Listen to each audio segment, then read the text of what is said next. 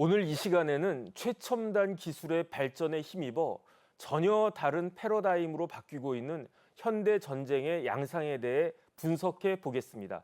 오늘 도움 말씀 주실 분은 최기일 상지대학교 군사학과 교수님이십니다. 교수님 안녕하셨습니까? 예, 안녕하십니까? 네. 지난 24일에 유엔 총회가 열렸잖아요. 그때 각국의 정상들이 네타냐후 이스라엘 총리를 맹비난했다라고 했는데 왜 네타냐후 총리를 비난했던 겁니까? 예, 먼저 최근에 오늘날 현대전의 양상을 좀 보면요. 네네. 과거 그 이전의 전쟁보다 그 어느 때보다 매우 잔인하고 또 참혹해지고 있는 그런 전쟁 양상의 특징을 갖고 있습니다. 이스라엘이 지난 가자 지구에 무차별 공격을 함으로써 막대한 민간인 인명 피해를 냈는데요. 최근 또 레바논에서도 똑같은 일이 반복이 됐습니다. 네네. 현재 이스라엘과 헤즈볼라 간에도 이제 갈등과 그리고 여러 차례 또 지금 충돌을 빚고 있는데요. 결국은 이러한 이스라엘과 헤즈볼라 간의 어떤 전면적 우려에 따라서 향후에 또 추가적인 대규모 민간인 피해가 발생되는 것 아니냐는 그런 또 우려와 걱정이 또 높아지고 있는 상황입니다. 네네. 그러니까 지금 가자 전쟁의 피해가 이렇게 대규모로 확산됐던 그 배경에는 이스라엘군이 처음으로 사용한 전쟁 로봇, 뭐 쉽게 생각하면 AI 표적 시스템이라고 하던데 도대체 AI 표적 시스템이 어떤 것이고 이게 얼마나 무서운 겁니까? 예, 이스라엘 군이 막대한 전장에서의 다양한 그런 전장 자료들을 이제 인공지능이라고 하는 AI 알고리즘을 통해서 이를 분석하고 그리고 적의 어떤 그 위치를 파악함으로써 중요한 표적과 그다음에 중요한 어떤 그 전투 임무를 수행하는데 본격적으로 인공지능 프로그램을 이제 도입을 해서 활용을 네네. 하고 있다고 하겠습니다. 현재 이스라엘군은 하부소라라고 하는 표적 시스템을 사용하고 있는데요. 네네. 참고로 이 하부소라라는 것은 히브리어로 이제 복음이라는 뜻을 갖고 있습니다. 네네. 이제 본격적으로 이스라엘군이 이러한 인공지능 표적 시스템을 활용함으로써 판도라의 상자가 열린 것 아니냐나 그런 또 걱정과 우려를 나타내고 있는데요. 이스라엘군은 가자 전쟁 발발 2년 전인 그러니까 2021년 5월에 11일 동안 벌어졌던 팔레스타인 무장정파 하마스와의 무력 충돌 때도 네네. 머신러닝과 첨단 컴퓨터 등을 활용한 최초의 인공지능 전쟁을 치렀다고 이미 발표한 바가 있죠. 네네. 당시 이스라엘군의 이러한 인공지능 활용은 일종의 시험 단계라고 했다면 지금의 이스라엘군의 이러한 인공지능 표적 시스템은 이제 실전에서 본격적으로 이제 전장에 활용되기 시작한 것이다. 이렇게 네네. 평가를 할 수 있겠고요.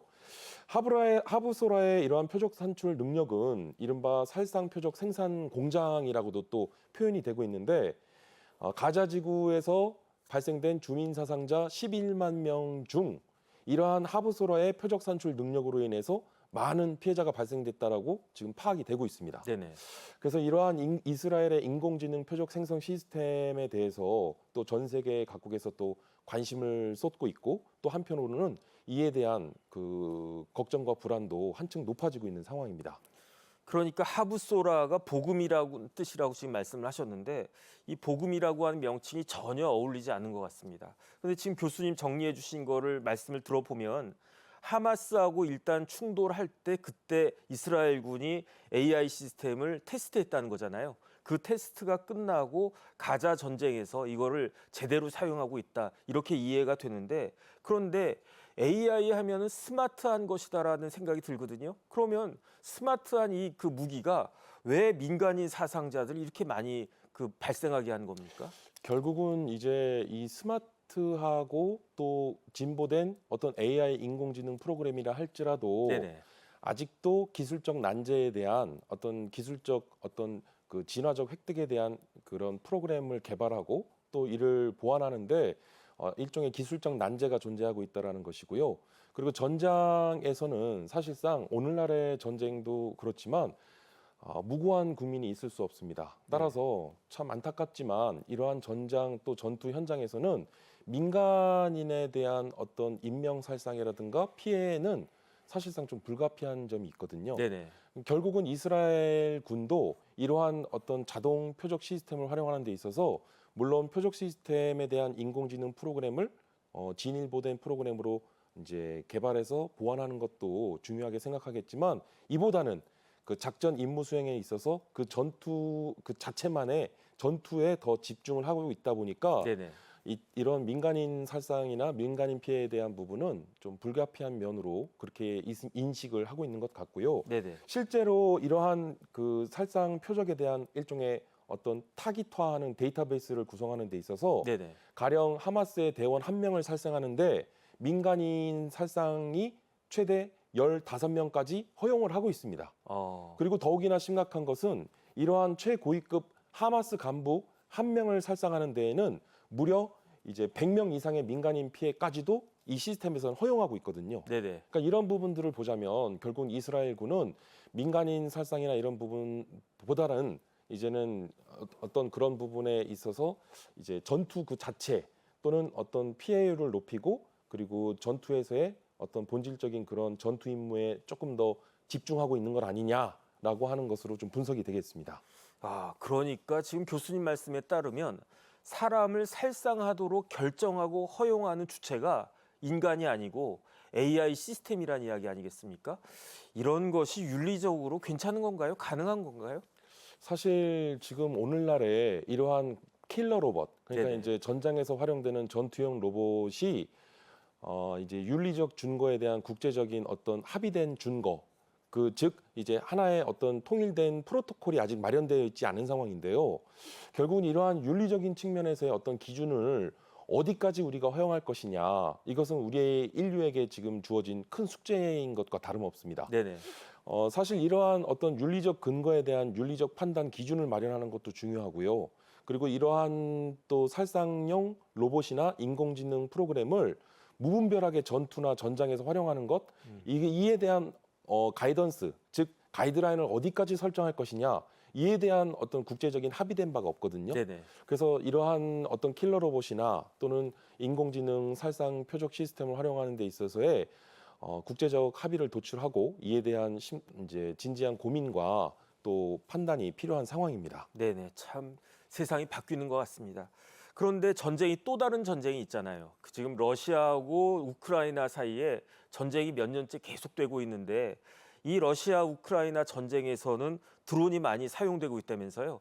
그 살상력이 파괴력이 어느 정도나 됩니까? 예, 2022년 2월 우러 전쟁 발발 이후로 두 번의 겨울이 지났고 지금 횟수로 이제 3년째 장기화되고 있는 상황인데요. 네네. 이 우러 전쟁을 일컬어 혹자는 드론 전쟁이라는 또 표현을 합니다. 네네. 그래서 이 드론 전쟁이라고 하는 신조어가 나타나면서 이러한 우러 전쟁에서 기존의 지상전의 왕자라 불렸던 전차가 이른바 전차 무용론이라니까지도 주장이 이제 나타나고 있는데 네네. 이 전차 무용론이라고 할 정도의 이 드론의 위력이 이제 그 드론 한 대만으로도 수백억 원을 호가하는 전차를 이제 무용지물로 할 수 있다라는 네. 거죠. 그래서 이러한 그 드론의 파괴력이나 살상력이 우리가 생각하는 그 수준 이상이다. 네네. 그래서 어떻게 보면 전장은 국가 총력전 양상하에서 효과성과 효율성을 기반으로 하는데 드론이라고 하는 무기 체계 자체는 매우 효과적이면서도 효율적인 수단이 되고 있다. 네네. 이런 것을 지금 실제로 증명하고 있는 것이 우러 전쟁이 되겠습니다. 그러니까 2차 세계대전의 양상을 바꾼 게 탱크였단 말이에요. 그런데 그 전차가 지금은 무력화되고 있다. 그렇기 때문에 이래서 러시아 우크라이나 전쟁을 드론 전쟁이다. 이렇게 이야기하는 거군요. 맞습니다. 그래서 드론이 이제는 오늘날 현대 전장에서 게임 체인저와 같은 네네. 그러한 또 화려한 등장을 했다라고도 말씀드릴 수 있겠습니다. 네네. 그런데 그 드론 하면은 그렇게 비싸지가 않잖아요. 탱크 한 대 만드는데 뭐 수십억 이상이 들어갈 텐데 드론 한 대 만드는데 얼마 정도 듭니까? 이제 뭐 탱크나 자주포와 같은 이런 무기 체계들이 네네. 대당 가격이 최소 수십억 원에서 수백억 원을 호가하고 있는데요. 네네. 지금 현재 전장에서 사용되고 있는 드론은 불과 십수만 원 또는 네네. 40만 원에서 70만 원 정도의 사이, 즉 100만 원 이내에 이제 저가용 이러한 드론들이 실제로 그 전투 현장에서 활용이 되고 있습니다. 네네. 그래서 이러한 드론은 사실 로우테크 기술로 저희가 분류를 합니다. 네네. 사실상 우리가 하이테크 기술이라고 얘기는 하진 않는데 네. 그만큼 드론의 기술은 어떤 기술 진입 장벽이 낮고 기술의 허들 정도가 낮기 때문에 이러한 드론은 로우테크 기술이나 여기에 이제 IoT라든가 인공지능, 그다음에 여러 다양한 최첨단 기술들이 이제 접목 활용되면서 네네. 전장에서 그 무시무시한 가공할 위력과 그리고 시너지 효과를 지금 나타내고 있는 것이죠. 그러면은 지금 뭐 몇십만 원이면 드론 한 대 만들고 그 드론이 몇백억짜리 그 전차를 파괴할 수도 있다. 이런 이야기 아니겠습니까? 뭐 돈이 얼마 안 들면 만들기도 쉽겠네요. 그렇게 만들기 쉬우면은 대량 생산도 가능하다. 이렇게 볼 수 있겠네요. 예, 오늘날 우리가 4차 산업혁명 시대라고 얘기를 많이 하고 있는데요. 이 4차 산업혁명 시대에서는 이제 제조업의 혁신이 지금 우리가 발견할 수 있는데, 방위 산업이라고 하는 이제 무기를 개발하는 이러한 산업에서도 결국 방위 산업은 제조업이기 때문에 마찬가지로 방위 산업에서도 이러한 무기를 생산하고 개발하는데 이제 어떤 혁신적인 그런 출현이 나타나고 있습니다. 대표적으로 이제 스마트 팩토리라고 하는 개념이 있는데요. 네네. 똑똑한 공장을 일컫는 이 용어는 공장 자동화라고 하는 팩토리 오토메이션, 그리고 인공지능과 CPS라고 하는 사이버 피지컬 시스템이라 불리우는 가상 물리 시스템이 결합된 개념입니다. 네네. 이 스마트 팩토리의 도입을 통해서 과거에는 다품종을 소량 생산하거나 소품종을 대량 생산하던 것에서 이제는 다품종을 대량 생산할 수 있는 시대가 됐다는 것이죠. 그래서 드론과 같은 이러한 저가에 그리고 기술 난이도가 높지 않은 이런 무기 체계들을 대량으로 생산할 수 있는 그런 시대가 됐다는 겁니다. 네네. 그러니까 이제 최근에 러시아 우크라이나 전쟁 양상을 보면 지금 교수님 말씀하신 것처럼 드론에다가 여기에 추가적으로 자율성을 탑재한 로봇까지 등장했다면서요. 그 자동 대응 동작이 가능한 로봇이 전장에 투입됐다라고 하는 건데, 그렇다라고 하면 진짜로 우리가 공상 영화에서나 봤던 그런 장면들, 로봇이 전쟁을 수행하고 있다는 이야기입니까? 맞습니다. 이제 우리가 SF 공상과학 영화 속에서 등장했을 법한 그런 킬러 로봇이라든가 네네. 다양한 이런 무기 체계들이 실제 전장에 출현하게 된 것이죠. 그래서 이제는 뭐 궤도가 달려 있는 로봇으로부터 이제 어떤 그런 동물을 모방한 네네. 이제 사족 보행이 가능한 견마 로봇이라든가, 네. 그다음에 이제 더 나아가서는 뭐 곤충 형태의 다양한 소형 드론, 네. 뭐 이런 다양한 또 무인 무기 체계들이 또 개발이 되고 있고, 그런 무인 무기 체계들이 실제 전장에 지금 활용이 되고 있다는 것입니다. 네네. 그래서 이제 우러 전쟁의 양상을 통해서 단순한 이런 어떤 드론이나 또는 로봇과 같은 무인 전력이 출현하는 데 그치는 게 아니라 그 무인 전력들이 한층 더 스마트화, 즉 한층 더 진보되고 더 똑똑해지고 있다. 네네. 그래서 이러한 진일보된 무기 체계들이 전장에서 많은 활약을 벌이고 있는 것이죠. 앞서 말씀드렸던 어떤 전차에 대한 어떤 무력화, 그리고 더 나아가서는 이제는 뭐 우크라이나군 같은 경우에는 러시아 흑해 함대를 상대로 드론을 활용해서 러시아 흑해 함대의 3분의 1 이상을 격파했다라고 하는 그런 이제 또 발표를 한 바 있는데요. 네네. 이제는 이제 육해공 전천후에 다양한 분야에서 그 전장의 경계와 영역을 구분하지 않고 드론의 활약과 그리고 드론의 그 활용 범위가 더 넓어지고 있습니다. 네네. 그러니까 옛날 뭐 삼국지 같은 역사책을 보면 관우가 적토마를 타고 전장을 누볐잖아요. 이제는 아예 적토마 로봇이 전장에 등장한다. 이렇게 생각할 수도 있을 것 같은데, 구체적으로 어떤 로봇들이 구체적으로 전장에서 지금 등장하고 싸우고 있습니까? 예, 지금 당장 우크라이나와 러시아 간의 전쟁의 전투 양상만 보더라도 지난 8월 이제 지상 전투 무인 로봇 중에 이제 류투 2.0이라고 하는 이러한 무인 전투 로봇을 실제로 배치한 바 있습니다. 이 류투는 이제 4개의 바퀴가 달린 그 장갑 그 플랫폼에 네네. 이제 기관총을 달아서 네네. 이제 무장을 한 그러한 무인 지상 로봇이 되겠고요. 이 로봇은 험난한 지형에서도 신속한 기동이 가능할 뿐만 아니라 보병들을 지원하는 다양한 또 역할들을 수행하였습니다. 그리고 배드원이라고 하는 또 이른바 로봇계에도 투입이 됐는데요. 네네. 이 로봇계에 열 화상 카메라와 각종 센서 등을 담으로 이제 설치함으로써 이제 숨어 있는 적을 이제 탐지하고, 그리고 적 지휘부나 네네. 또는 위협되는 어떤 그 장애물 지역을 먼저 선두에서 개척하면서 전투에서 이제는 최선봉에 서서 가장 위험한 임무와 위험한 작전을 수행하고 있습니다. 네네. 그럼 뭐 진짜 이제는 사람이 수색대 같은 역할을 할 필요가 없는 그런 상황이 되겠네요. 그러니까 전쟁이 이런 양상이 되어 버리면 세계 각국이 AI 무기 시스템을 연구하고 개발하지 않을 수 없을 것 같은데 우리나라는 어느 정도 수준이고 그다음에 가장 활발하게 이런 시스템을 연구하고 개발한 나라는 어떤 나라들이 있습니까? 예, AI 인공지능 분야의 가장 선두주자는 우리가 이제 미국과 중국을 꼽을 수 있는데요. 네네. 이 미국과 중국은 서로 앞다퉈 이러한 로봇 분야에 대한 기술에 대해서 많은 투자를 하고 있습니다. 그래서 실제로 최근 그 중국의 관영 TV인 CCTV에서도 네네. 중국 인민해방군이 이제 사족 보행을 하는 견마 로봇의 등에 화염방사기라든가 기관총을 매달아서 같이 훈련을 하고 있는 장면을 여과 없이 그런 장면을 방송에 내보이기도 했고요. 네네. 그리고 이제 미국은 지난해 2023년 8월 미 국방부에서 제4차 상세 전략, 즉 이제 대중국 전략의 일환으로서 리플리케이터 전략이라는 것을 발표를 합니다. 네네. 이 리플리케이터 전략의 핵심은 대량의 무인 소모성 그 전투 체계를 갖추겠다라고 하는 것인데요. 대표적으로 여기에는 이제 드론이나 로봇 그리고 더 나아가서는 이제는 네이비시 고스트라고 하는 유령 함대의 출현에 이르기까지 이제 이러한 네이비시 고스트는 우리가 이제 항모 전단이라든가 함대를 구성하는 데 있어서 많은 수의 인원과 이런 또 전투 함대 대규모의 함대를 동원하게 되는데 이제는 무인화한 전투 함대가 조금 더 경량화되고 스마트화되고 소형화되면서 하나의 모듈화되어 있는 이러한 대량의 소모성 무인 시스템들이 앞으로 전장에서 활약을 할 수 있게 된다는 겁니다. 네네. 결국은 이러한 미국과 중국의 경쟁적인 무인 로봇에 대한 군사력 강화에 대한 그러한 추세가 전 세계 모든 국가들로 하여금 이러한 로봇 분야에 대한 기술 개발에 어떤 이제 촉매제 역할을 하고 있는데요.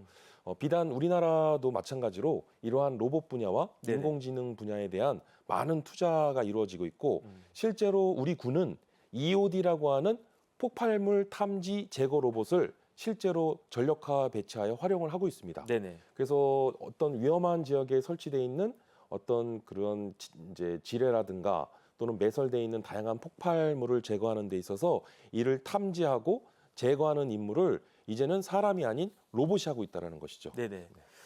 참 사람하고 로봇이 같이 훈련을 한다? 이런 걸 어떻게 상상할 수 있었나 하는 그런 생각이 들고요. 그런데 전쟁에 기술이 적용되는 건 뭐 당연한 거니까. 그런데 지금 AI 시대니까 전쟁에 AI 기술이 적용되는 거 그건 이해할 수가 있겠는데 이제는 한 걸음 더 나아가서 심지어 사령관 역할도 전쟁용 AI 로봇이 사령관 역할을 하는 그런 시대가 올 것이다. 그렇게 이야기하던데 그 정도까지인가요? 예, 최근 현대전의 양상이 매우 복잡화되고 다양화되는 경향이 있다 보니까 전장에서의 다양한 또 복잡한 그러한 데이터들을 하나로 종합을 하고 네네. 또 이를 신속하게 결심을 할 수 있어야 되는데 사람의 어떤 그런 그 판단 능력과 결심하는 데 있어서는 이러한 방대한 전투 관련 자료들을 분석하는 데 있어서 어떤 시간적 또는 물리적 제한사항이 발생하다 보니까 네네. 인공지능이라고 하는 AI 프로그램이 사람, 즉 이러한 지휘관의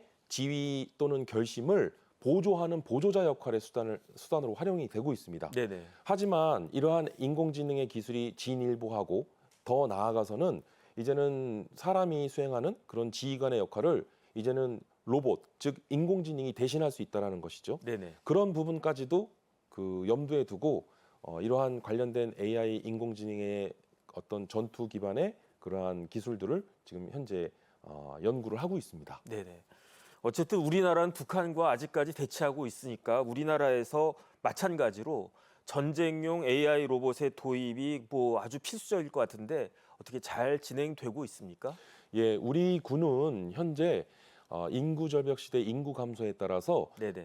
급격한 병력 감축을 대비하기 위해서 작지만 강한 군대를 양성하는 데 네네. 목표를 두고 현재 두 가지의 방점을 두고 있습니다. 첫째는 이제 무인화가 되겠고요. 그리고 두 번째는 스마트화입니다. 네네. 즉 이러한 무인 전력이 한층 더 스마트화 보다 더 똑똑하고 진화된 그런 형태의 무인 전력을 앞으로 보강을 해 나가겠다는 것인데요. 네네. 현 윤석열 정부의 120대 국정 과제 중에서도 103번 과제로 지금 현재 말씀드렸던 이러한 똑똑한 무인 체계를 구축하기 위한 이제 유무인 복합 전투 체계라고 하는 용어를 담고 있습니다. 네네. 그래서 유무인 복합 체계는 멈티라고 얘기를 하는데요.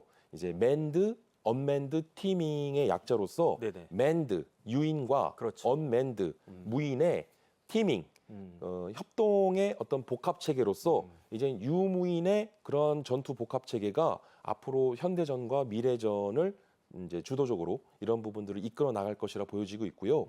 한 가지 더 말씀드리면 이러한 유무인 복합 체계가 보다 더 진화하게 되면 장차 이제는 무무인 복합 체계, 즉 언맨드 티밍.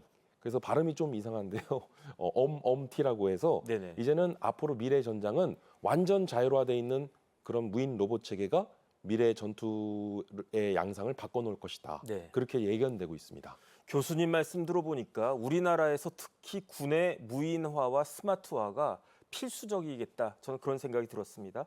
그다음에 지금 우리나라에서 제일 핫한 것이 이른바 K방산이잖아요. 그런데 이제 앞으로 교수님 말씀 들어보니까 K방산이라고 하는 것이 재래식 무기 가지고는 안 될 것 같고 AI가 탑재된 그러한 무기이어야 될 것 같은데 이런 부분들에 대해서도 우리 뭐 기업들이나 우리 군이 잘 준비하고 있겠죠. 예, 그렇습니다. 우리 국내 그 방산업체들은 이러한 인공지능 기반 그리고 로봇 기술들을 활용해서 무인 로봇 전력들을 강화하기 위한 부분에 굉장한 노력을 하고 있고요. 지금 LIG 넥슨이라고 하는 국내 방산업체는 네네. 이제 그 USV라고 해서 무인 수상점. 그래서 이제 지금 해검이라고 하는 무인 수상정이 전력화 보급될 것으로 지금 기대를 모으고 있고요. 그 다음에 현대로템과 국내 또 한화 시스템에서는 무인 지상 차량인 UGV, 그래서 H 셰르파와 그리고 또 관련된 그 무기 체계로서 그 아리온 스매시라고 하는 무인 지상 전투 차량을 현재 개발에 성공을 했습니다. 네네. 그래서 이러한 지상으로부터 해상 그리고 이제는 더 나아가서는 우리가 뭐 단순히 드론이라는 표현보다는 이제는 그 무인 항공기라고 하는 표현을 쓰는 것이 올바른 표현일 것 같은데요. 네네. 그래서 UAV라고 하는 이제는 무인 항공기 분야에 이르기까지 그래서 우리는 지상으로부터 해상, 공중에 이르기까지 이러한 부분에 있어서의 무인 전력들을 국내 유수의 방산업체들이 그 지금 연구 개발에 박차를 가하고 있는 상황입니다. 네네. 그러니까 지금 이 시간에도 세계 어느 곳에선가에서는 전쟁이 진행되고 있는 거 아니겠습니까? 그런데 지금 그 전쟁에 첨단 기술을 탑재한 전쟁 로봇이 있고 그 전쟁 로봇이 기존의 전쟁의 패러다임, 전쟁의 판을 바꾸고 있다. 이렇게 그 생각이 될 수가 있겠는데요. 마지막으로 교수님, 우리는 이러한 변화를 어떻게 바라보아야 될지 여기에 대해서 조언 한 말씀 부탁드리겠습니다. 예, 오늘날 현대전에 이제는 전투를 수행하는 방식과 전투 양상, 즉 패러다임 자체가 바뀌고 있는 시점입니다. 지금 현재 우리 K방산은 글로벌 무기거래 시장에서 이제는 무한 경쟁 시대에 지속 가능한 발전을 위한 고민들과 노력들을 많이 하고 있는데요. 조금 아이러니한 부분이긴 한데 네네. 우리가 이제 SF 공상과학성 영화 얘기를 너무 많이 하다 보면요. 이 무기 체계를 연구하고 개발하는 분야인 이 방위 산업에 오히려 좀 도움이 안 됩니다. 아, 왜요? 이제 이 무기 체계에 대한 어떤 진일보된 어떤 진화나 기술 개발에 있어서의 그런 성공에 대한 답보는 네네. 이러한 부분은 사실 기술의 어떤 그 굉장히 도전적인 난제와 그리고 그 기술을 극복해야 되는 제약사항들이 많기 때문에 우리가 생각했을 때는 단순히 지금의 현재 기술을 뛰어넘어서 더 진일보되고 더 진보된 형태의 그런 기술들이 당장 눈앞에 펼쳐질 것처럼 생각이 들지만 네네. 그러한 또 보이지 않는 과정 속에서의 그런 연구 개발자들의 무수한 땀과 노력 그리고 그 시간들이 들어가기 때문에 사실 우리가 단순히 뭐 내일 또는 뭐 당장 다음의 전쟁은 뭐 우리가 생각하는 그런 SF 공상과학 속의 그런 모습을 상상하시면 조금 곤란할 것 같고요. 네네. 다만 우리가 이제 롱텀이라고 하는 장기적인 관점에서 앞으로의 미래전의 양상 변화에 따른 우리가 이제 그 부분에 뒤처지지 않기 위해서 이러한 부분에 조금 더 관심을 갖고 노력을 지속해 나가야 된다라고 하는 부분은 좀 강조해서 말씀드리고 싶고, 네네. 마지막으로 이러한 무기 체계에 있어서 앞서도 말씀드렸지만 킬러 로봇에 대한 어떤 윤리적 준거와 어떤 합의된 기준, 여기에는 이제 마지막 트리거, 결국은 방아쇠를 당기는 것은 기계가 아닌 이것은 사람의 몫이다. 그래서 마지막 엔드 스테이트, 네네. 최종적인 이러한 무기 개발의 완성된 단계일지라도 궁극적으로는 모든 이러한 인명을 살상하고 최종 어떤 살상 임무를 최종 명령을 내리는 것은 기계가 아닌 그것은 사람의 몫이어야 하고 또 그렇게 될 것이다라고 저는 생각이 됩니다. 네, 알겠습니다. 지금까지 최기일 상지대학교 군사학과 교수님과 말씀 나누어 보았습니다. 교수님 고맙습니다. 예, 감사합니다.